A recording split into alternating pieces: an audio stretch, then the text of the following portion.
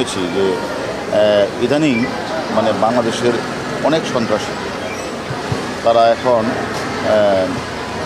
কাঠমান্ডুকে তারা ব্যবহার করছে। যেমন এর মধ্যে আমাদের যে মাস্টার মাইন্ড যে মানে বেনিফিশিয়ারি মানে মদতদাতা শাহিন, সেও আমরা দেখেছি যে কাঠমান্ডুর মাটিকে ব্যবহার করে সে অন্য দেশে চলে গিয়েছে। আরও অন্য আসামি সম্পর্কে কিন্তু আমরা এরকম তথ্য পাচ্ছি। এছাড়া আগেও অনেক শিশু সন্ত্রাসীকে আমরা দেখেছি তারা ওইখানে থাকে। আসলে আমরা যখন কলকাতা পুলিশের সাথে যে আমাদের যে ইন্টারাকশন হয়েছে, ভালো সম্পর্ক স্থাপন হয়েছে, আমরা তদন্তের কাজেই মূলত আমরা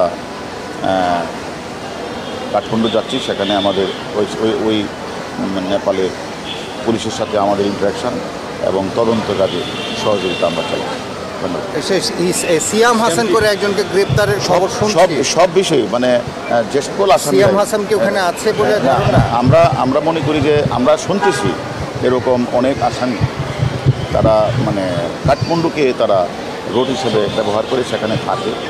তো এই সকল তথ্য কালেকশন করা, তারপরে মানে কাঠমান্ডু পুলিশের সাথে একটু যোগসূত্র বা ইন্টারাকশন করা, যাতে ভবিষ্যতে কোনো আসামি বাংলাদেশে অপরাধ করে যেন সেখানে ঠাঁই না পায়, আমরা সেই বিষয়েও কথা বলবো।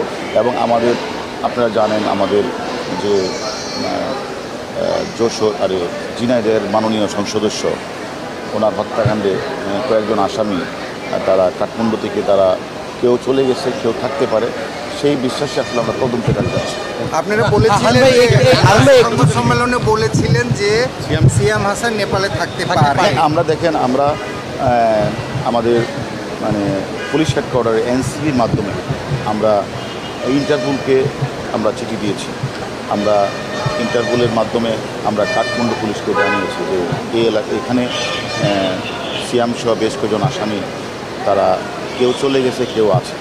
এই বিষয়গুলি মানে তাদেরকে আমরা অবহিত করেছি এবং তারা যদি থাকে তাহলে তাদেরকে জন্য তারা গ্রেপ্তার করে, সেটা আমরা তাদেরকে অনুরোধ করেছি। এবং তারই ধারাবাহিকতায় আমরা সেখানে আমাদের মামলাটার তদন্তের অগ্রগতি করার জন্যই মূলত আমরা আসামিরা মানে যে জায়গায় ছিল বা যে জায়গায় তার সাথে সম্পর্কে কথা বলতে একটু কনফার্ম করবেন। ভারত থেকে জিহাদকে জিজ্ঞাসাবাদ করেছিলেন, এখানে 3 জন আসছে, এরা তো অনেক তথ্য দিচ্ছিল, জিহাদের সাথে অনেক গুরুত্বপূর্ণ তথ্য পেয়েছেন, কোনো তথ্যের সাথে এসে আবার চেক করা হয়েছে? না, সেটাই তো আমি বললাম যে আমরা ইন্ডিয়াতে যে জিহাদ তালুকদার আছে তার সাথে তো আমরা কথা বলেছি। আমরা বাংলাদেশে আমাদের মূল ঘাতক সহ বেশ কয়েকজন গুরুত্বপূর্ণ আসামি আমাদের কাছে আছে। আমরা দুই পক্ষের আসামির সাথে কথা বলা এবং আমাদের দেশে বাংলাদেশের অনেক বড় বড় অপরাধী মাস্টার মাইন্ড মানে আনোয়ারুল আজিম হত্যা মামলা ছাড়াও অনেক আসামিরা তারা ইদানিং কলকাতা রোডকে ব্যবহার করছে। সব কিছু মিলেই এছাড়া আমরা ইন্টারপোলকেও চিঠি দিয়েছি যে ওই এলাকায় কোনো সন্ত্রাসী থেকে থাকে তাদের জন্য পাকড়াও করে। সব কিছু মিলে আসলে আমরা তদন্তের কাজে মূলত যাচ্ছি। না, আমি তো এটা আসলে অ্যাকচুয়ালি তো আমি এই মুহূর্তে কিছু বলতে পারছি না, কারণ আমরা তদন্ত কাজে যাচ্ছি। আপনারা শীঘ্রই তথ্য পাবেন।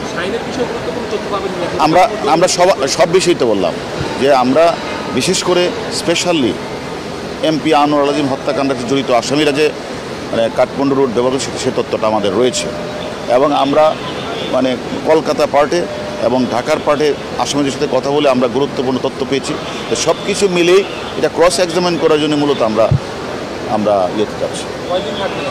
আমরা 2-3 দিন থাকবো।